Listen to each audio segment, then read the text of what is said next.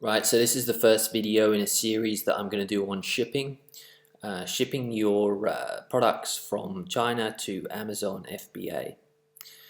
In this first video I'm going to address payment terms, otherwise known as Incoterms, which stands for International Terms of Commerce. These terms are globally recognized and they're updated every 10 years. This is a 2010 edition. Although I say they're globally recognized, they're often misused. The ones that you're going to come across the most are EXW, which is Ex Works, DAP, delivered at place, delivered duty paid, DDP, FOB, free on board. Now, I say that these are globally recognized, they're often misused, and FOB in particular. When you're talking to potential suppliers on the likes of Alibaba and they will quote you a shipping price, they'll say something like FOB, and that is used for ocean freight.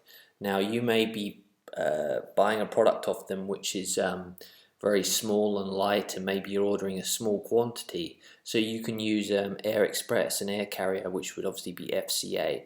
So when they use FOB, just bear in mind that they're probably misusing the term. And what it really means is that they're going to take care of everything on their side. So everything in China, in inland China.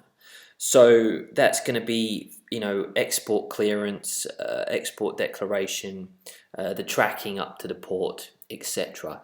And then you're going to pay for the, the air freight, anything with US customs, brokerage, port fees, all this sort of stuff once it obviously leaves China. Now, you really don't need to be an expert on this stuff. I made my first few shipments without really knowing anything about this sort of thing. But if you can know these terms and drop a few terms into a conversation when you're talking to a new supplier or perhaps a new freight forwarder, etc., then it's gonna make you feel more confident. It's gonna make you look like you know what you're talking about a bit more. Maybe they're going to be less likely to pull a fast one on you, give you a better quote, and so yeah, it's just going to be beneficial if you just have a basic understanding of this stuff. So when you get an invoice sent your way, you can understand where the charges and things are coming from a little bit more.